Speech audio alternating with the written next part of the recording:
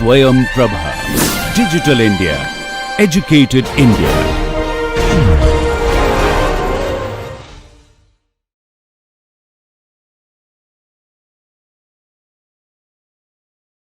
Okay, if it is clear, then let us consider the free body diagram of the disk system. Okay, so I have a spring force which is acting down, and this spring force is K times the deformation on in the spring, which we just determined as K times 2U. Okay, and then there is this tension in this string, which I'm representing as T, inner diameter as R, outer diameter as 2R. If I take the moment of all the forces about the center equal to 0, what I would get, T times R equal to K times 2U, that is the force, times 2R. That would be the basically the moment about the center of the disk system. So T, the tension in the string, I get as 4 times K of U. And if I consider the free body diagram of M, okay, M is moving down, so there would be inertial force upward, let us say mu double dot, and the other force is the tension in the spring. So I can write it as T plus mu double dot equal to 0, which effectively I can write it as mu double dot times 4 Ku equal to 0. Is that clear to all of you? Okay, so while these problems might look complicated at the first glance, if you break it down to just drawing the free body diagram, it is very easy to set up the equation of motion. And you should be very familiar with it because these concepts in themselves are not new. You should have been doing this throughout your undergraduate studies. Okay, and that's why it is the first chapter of dynamics. Okay, in later chapters, we are not going to focus on this, but solving the equation of motion and understanding the dynamic behavior of the system. Okay. Okay. So let us consider that you are inside a vehicle or a train or any moving, moving conveyance system. What do you think comfort depends on? Comfort of a passenger. I'm not talking about the vehicle itself. I'm talking about the comfort to passenger. Does it depend on velocity? Does it depend on displacement?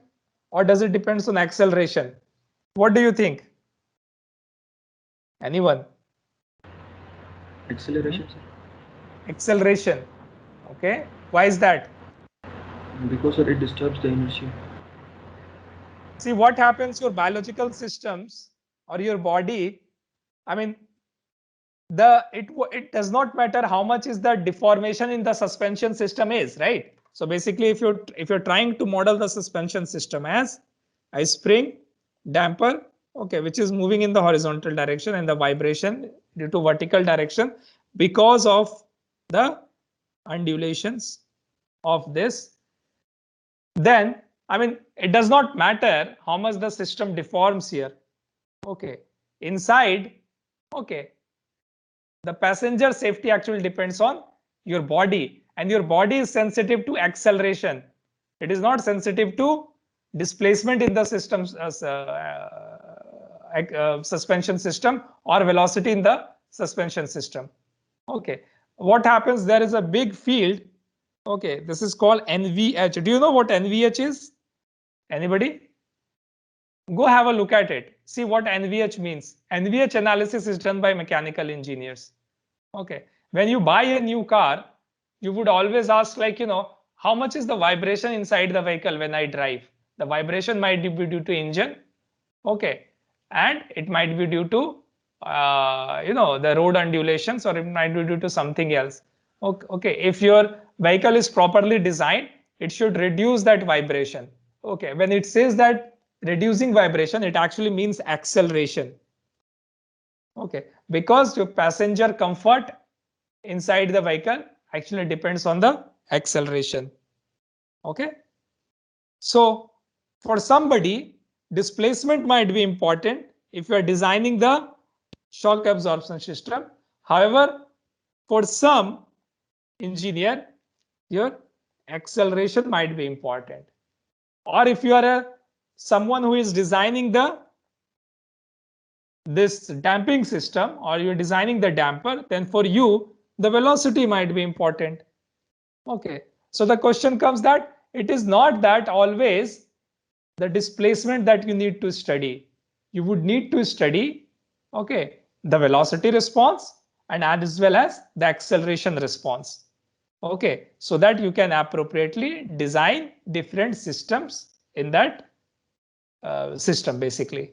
Okay, now as a civil engineer or as a structural engineer, many times it's mostly displacement because the structures are actually okay sensitive to the deformation. Okay, however, let us say I have a structure here, multi-story building. Okay, so the beam and columns are sensitive to the displacement. Okay, so how much due to this, let us say earthquake, how much it is deformed in the horizontal direction. So let us say it is in the deformed direction, it is like this. Okay, your building goes to this mean position. So the damage would depends how much is the relative deformation between the base and the first story and the first story and second story. So that is basically the deformation that you need to be concerned about, but that is for the performance of your beam and columns. However, as you can imagine, many times it is not the beam and columns then that constitute the major cost of a building. For example, I give you an example of a hospital building or a health facility. Now in a health facility, the actual cost of the structure is very small. It's like total cost of the structure is 10% of the total cost of the furnished building. Okay, because in a health facility, you would have very critical equipment. You will have exhaust system, which is connected to the basically roof. You will have different kind of non-structural components like MRI machines, which are typically kept on the floor. One MRI machine costs around 10 to 15 crores. So the actual cost of a structure is it's peanuts compared to the total furnished cost of the facility. So the performance goal in that kind of a structure actually becomes to save non-structural components and not the structural components. Okay, and then if that is the case, let us say there is on your ceiling system you have some exhaust that is there. Okay, you have many many of these systems which would have oxygen cylinders attached to the wall. Okay, or it would have life support system that is there attached to the wall or the roof. Okay, so when an earthquake comes, your priority, of course, you should protect the structure, but your priority should also be to protect this supported system. And anything with a heavy mass, if it is supported to a wall, okay, or if it's supported to a roof, I mean, it would get dislodged from the support, not due to deformation, right? Because if there is a deformation in the beam and columns, how does it matter to anything that is attached to this beam, or how does it matter whether it is attached to this column? What it matters, how much of the acceleration that is being generated, because whatever the support that you have, the force generated through this support is actually mass of this concentrated thing that you have times the acceleration. Okay, so supported systems are more sensitive to acceleration.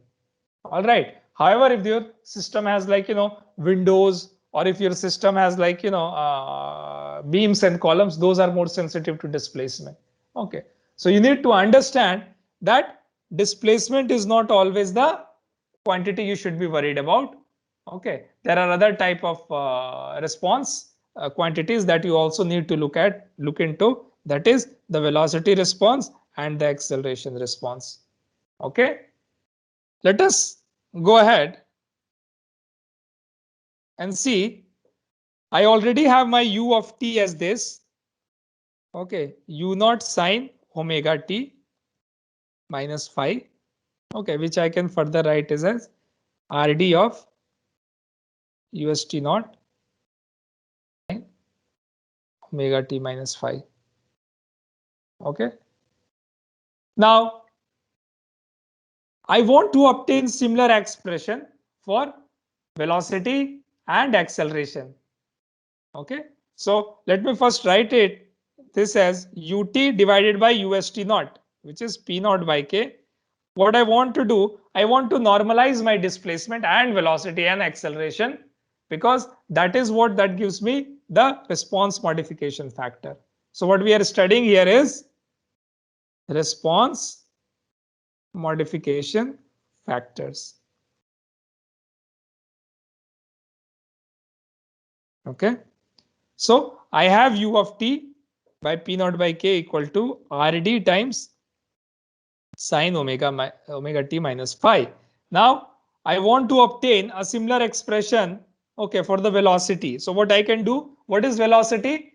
Velocity is nothing but the differential of displacement. Okay, so I can differentiate it once, both sides, and then I can obtain here as rd times omega cos omega t minus phi.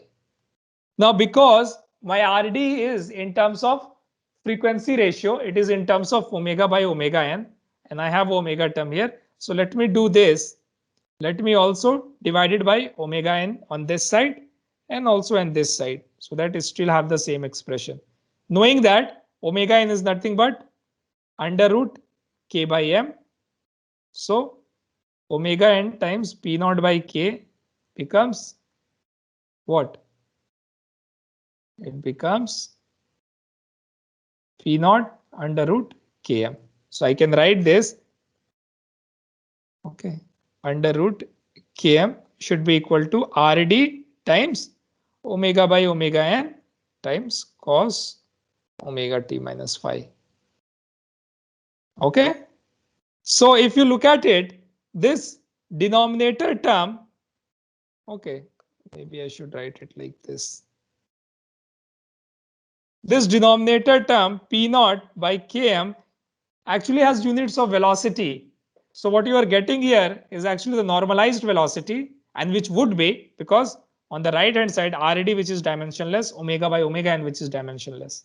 Okay, this I can further write as rv, okay, cos omega t minus phi, where rv is now velocity modification factor.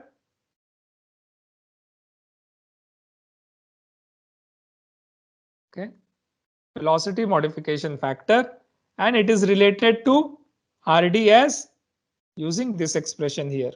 rd is equal to rv is equal to rd times omega by omega n. So now I have obtained the expression for rv. Okay, let us do if we can do the similar thing for the acceleration as well. Okay, so you can differentiate it again once. Okay, you will get as u double dot t. So I'm differentiating this expression. It would be rd times omega by omega n times again omega, and there would be negative sign sine omega t minus phi. Okay, so again I will divide it by omega n here, and then I will use omega n here as well. So the expression that I will get for this would be acceleration divided by p naught by m. Okay, if I substitute omega equal to under root k by m. Okay, now p naught by m is the force divided by mass, which has the units of acceleration. Okay, can be written as rd times now omega by omega n square, and this is sine omega t minus phi. Okay, so this can be written as minus ra times sine omega t minus phi. Okay, so this ra is called acceleration modification factor.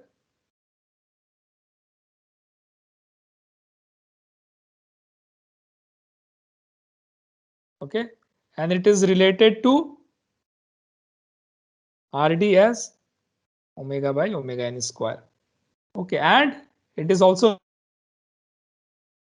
rv times omega by omega n. So you can also rewrite these three relationship as, if you divide it by omega n, ra divided by the frequency ratio should be equal to rv should be equal to rd times omega by. Okay, so tripartite relationship you can write like this. Is this clear to all of you? Anybody has any doubt in this expression that we have? So now we have three response modification factors. Okay, one for displacement that we have already studied in detail, but now we also have the response modification factor for velocity and acceleration. And like what we did for displacement response factor, we plotted For what values of omega by omega n? How does it vary? For what value does it become maximum? Similarly, we would like to do it for the velocity and acceleration. But now remember, we are plotting RD times. Okay, let us consider three extreme cases again. The cases that we need to consider when it is a slowly varying force, when omega by omega n is much smaller. We know that RD approaches to 1. What happens to RV now? RV, is it 1? Can you tell me what do you get as RV? Remember, the expression for RD is 1 divided by 1 minus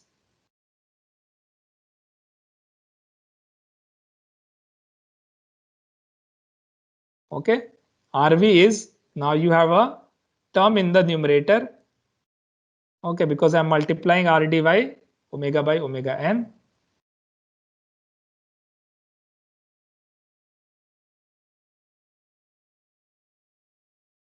Okay, and RA is, so just need to substitute here, right? It's not a complicated mathematical equation.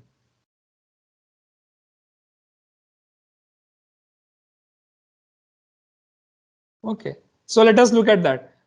When omega by omega n is much smaller than 1, that means it is equal to 0. This now would become equal to 0, and this would also become equal to 0. So if you apply a slowly varying force, right, there would not be any velocity and there would not be any acceleration. And can you not imagine that physically? Okay, I said that if you apply a force which is very, very slow, whatever the dynamic static displacement, it would be the dynamic displacement. There would not be any modification. However, if you apply the force very slowly, can you also imagine that there won't be any velocity in the system? Because you are applying force very slowly, right? And same for the acceleration. If you are applying the force very slowly, there won't be any acceleration. Correct? Anybody has any objection to what I'm saying here? Or problem relating these three situations to an actual situation when the load is being applied very slowly with respect to the frequency of the structure. If not, let us consider the other extreme situation when it is much greater than 1. So for that case, my RD was going out to be 0. My RV, now I have a term in denominator. Okay, numerator. However, the denominator term, the maximum power would be omega by omega n square, and numerator it is only omega by omega n. So when the values increases to infinity, okay, the denominator still would have, or it would be changing at a faster rate than your numerator. So it would still be 0. The velocity would still be 0. However, if you take RA, you have the same power term in the numerator and the denominator. Okay, if you take outside the maximum power, you would still have omega by omega n square. Or, for this situation, if you're not convinced with my argument or mathematical formulation, you do this. You take the limit. Okay, I hope you know how to take the limit of an expression with omega by omega n approaching to 0 in this case, first case, and it is approaching to infinity, second case, and then you see what do you obtain the value of that limit. Okay, so acceleration is now 1 here. Now let us again try to understand this physically. I said that compared to this, where the force was applying very slowly, I'm applying force at very, very high rate. Okay, so when you apply a force at very, very high rate, what happens? I said that your system would not respond, right? It would have 0 displacement, and that can be understood, right? That system would be rest at this point. However, if you apply at very high frequency, the structure might still have acceleration. Okay, what it is doing here, it is behaving like a rigid structure on which you are applying a very high frequency load. So while the system would have 0 displacement, you would still have some finite value of acceleration. All right, and that acceleration would be whatever the acceleration that you are applying. Okay, think it like this. You have a system that is connected to the ground and you are applying a very high frequency. If you have this column flexible, then this column would deform. However, if this column is not flexible or rigid, which correspond to the, so flexible column correspond to the first case. Okay, rigid column correspond to the second case, because flexible means what? Omega n is very, very small. That means omega by omega n is very, very large. Okay, rigid means omega n is very, like it's very large. The natural frequency, rigid means the natural frequency is large. So omega by omega n is much smaller than 1. Okay. Yeah, this is opposite. Okay. So what do I have here? Basically, omega n, which is like a rigid system. So it's very, very high. Okay. And then I have a frequency, which is you are applying at very high frequency. So omega is also high and omega n is also high. But remember that we define in terms of this ratio. So I'm saying that frequency, applied frequency is much higher than the frequency of the structure. Okay. So it is much higher than the frequency of the structure, so that overall ratio is much greater than 1. Okay. And if that is the case, okay, that applied frequency is much greater than the frequency of the structure, then this system would simply behave system that is sitting at rest. Okay, a system which is something like this. All right. And for that system, whatever acceleration that you apply at the ground, where there won't be any displacement, there would be a finite value of acceleration as compared to this system here. Okay, in this system, what do you have? Omega by omega n, where frequency is very high, or with respect to the natural frequency of the system. So that this one is so flexible that when you apply, then it is able to move with this applied load. So you would have deformation. However, you would not have any acceleration. Are these two extreme situations clear to you? Okay, in terms of mathematical expression as well as the correlation with the physical observation. Anybody has any doubt? Sir, in the first case, whether it will be rigid or flexible? It would be, well, as I said, it does not depend on a single quantity, because we define whether something is rigid or flexible with respect to applied frequency, right? For example, a suspension bridge might be very flexible, okay, for a heavy vehicle, but it might still be very rigid to something, let us say a person walking on that suspension bridge. So walking load of a, basically walking load of a person would still be considered to that. It would, the suspension bridge would still be rigid. But however, let us say if you have very heavy vehicle, okay, going on to that, okay, with certain frequency. So it all depends with respect to applied frequency. Okay, that whether the applied frequency, whether it is rigid or flexible. So that's why I changed my argument. Okay, it is never absolute. You cannot say that. You always have to think it in terms of omega by omega n, because remember, everything that we plotted, whether it is RD or we are also going to plot other thing, other parameters, those are always in terms of frequency ratio. So whether something is rigid or flexible, it depends on the omega by omega n ratio, not a single quantity. Okay. Okay. Any other question? Yeah. Sir, at high frequency, structure does not have any displacement. So means the structure does not destroy at high frequency. The structure itself does not destroy at very high frequency. It also depends on other parameter. What is that parameter? The amplitude. Right? What I'm saying that when it is high frequency, like here, okay, omega by omega n is much greater than, it basically behaves like a, what it would behave like? It would behave like a rigid system, right? If that is the case. Now, what I'm saying here, your RD displacement would become 0. However, you still have acceleration, isn't it? You still have acceleration. So what will happen?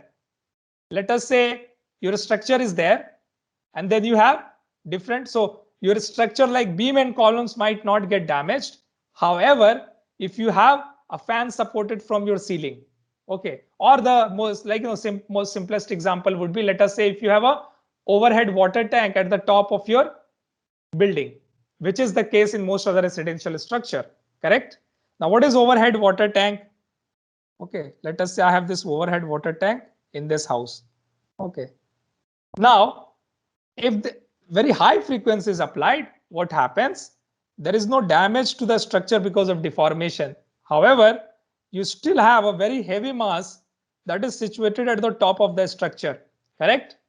And as I said, all the supported systems are sensitive to the acceleration, not the deformation. So this would apply a very, very large acceleration on this support here. So you might still have a very high acceleration and might lead to the failure of the support here. So a very high frequency motion does not actually affect the structure that it would lead to damage to the beams and columns. However, if internally you have non-structural components that are supported to the structure, then it might lead to damage to those. Is that clear? Is that clear? Yes. Okay. So basically, these are the three response modification that are important for our interest. What I have drawn, you can do like, you can, what I have done, only draw this for two extreme cases. Okay, you can actually go ahead and draw the same thing for, so let me go ahead here and show you basically a MATLAB plot which shows the plot of all three quantities. So I'm going to unshare this and then share my MATLAB window, okay? So that I can run it and then I can show you all three. You already know the variation of RD with omega by omega n, right? What I want to show you, all three variation for the RV and R of A. So the first one is RD, response modification factor for displacement, which is 1 at a very small value of omega by omega n, but it approaches to 0 for a very large value. Second one is velocity, which starts with 0 and then approaches to again 0, but at a smaller rate, okay, than the displacement. So it is also 0 for very large value. Third one is the acceleration. It starts with 0, okay. However, it approaches to 1 for very large value of omega by omega n. Okay. All right. So these are the three basically response modification factor plots that you need to understand. All right. So we are going to study these modification factor, and then now we are also going to talk about resonance, because what I want to show you that resonance, we talked about that it occurs at omega by omega n equal to 1, right? But what I have drawn here, I have plotted for the value of damping 20%, three response modification factor. The blue one is the displacement, then the velocity and acceleration. What do I see here? Some of them would have resonance just before omega equal to omega n, and the other would have higher than omega by omega n equal to 1, and one of them would have at exact value. And we'll see which of these would happen at those values. We'll derive those expressions. It's very easy to derive actually. Okay, so now you are getting into that not all response quantities become maximum at omega equal to natural frequency of the system. All right, is that clear to all of you? If yes, then I'm going to end this class. All right, thank you for your attention.